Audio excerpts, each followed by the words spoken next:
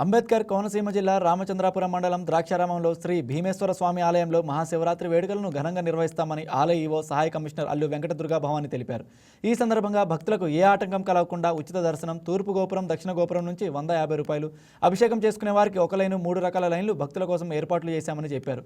అలాగే వీఐపీ దర్శనం కోసం వచ్చే వారికి ప్రత్యేక ఏర్పాట్లు చేశామని అల్లు వెంకటదుర్గా భవాని వివరించారు.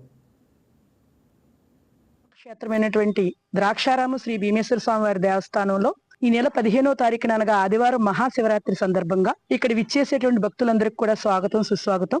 ఈ మహాశివరాత్రి పర్వదినాన ద్రాక్షారామ క్షేత్రానికి విచ్చేసేటువంటి భక్తులకు ఉచిత దర్శనం నిమిత్తం తూర్పు గోపురం నుంచి ప్రత్యేకమైనటువంటి క్యూ లైన్లు ఏర్పాటు చేయడం జరిగింది. సుమారుగా ఒక 2200 మంది వరకు ఆ ఎట్ ఏ టైం ఉచిత దర్శనం లైన్ లో మేము హోల్డ్ చేయగలిగేటువంటి కెపాసిటీతో దానికి సరిపడేటువంటి విధంగా క్యూ లైన్లు ఏర్పాటు చేయడం జరిగింది. ఇంకా దక్షిణ గోపురం నుంచి 100 రూపాయల్లో ఉండేటువంటి దర్శనం, అదే విధంగా 50 రూపాయల టికెట్లు ఉన్నటువంటి దర్శనం, అలాగే అభిషేకాలు చేయించుకునే వారికి ఒక ప్రత్యేక క్యూ లైన్, ఇలాగ 3 రకాల క్యూ లైన్లు కూడా ఏర్పాటు చేయడం జరిగింది.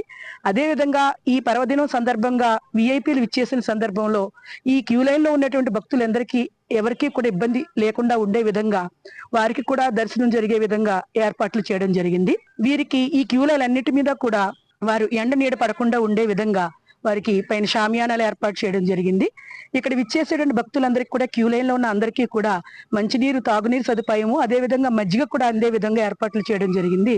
ఇతర స్వచ్ఛంద సేవా సంస్థల యొక్క సహకారంతో చిన్నపిల్లలకు పాలు, బిస్కెట్లు, ఇతర ఆహార పదార్థాలు, అదే విధంగా ఇక్కడ సత్యసాయి సేవా సమితి వారి ఆధ్వర్యంలో అన్నదానం ఆ రోజు ఏర్పాట్లు చేయడం జరిగింది. కాబట్టి భక్తులందరూ కూడా ఈ మహాశివరాత్రి పర్వదినం సందర్భంగా ద్రాక్షారామం క్షేత్రానికి విచ్చేసి శ్రీ భీమేశ్వర స్వామి వారి దర్శనాన్ని చేసుకుని, అలాగే శ్రీ మాణిక్యాంబ వారిని కూడా దర్శించుకుని వారి కృపకు పాత్రలు కావాల్సిందిగా కోరి ప్రార్థిస్తున్నాం. Please subscribe to YK TV Network. Please subscribe to YK TV. Please watch YK News.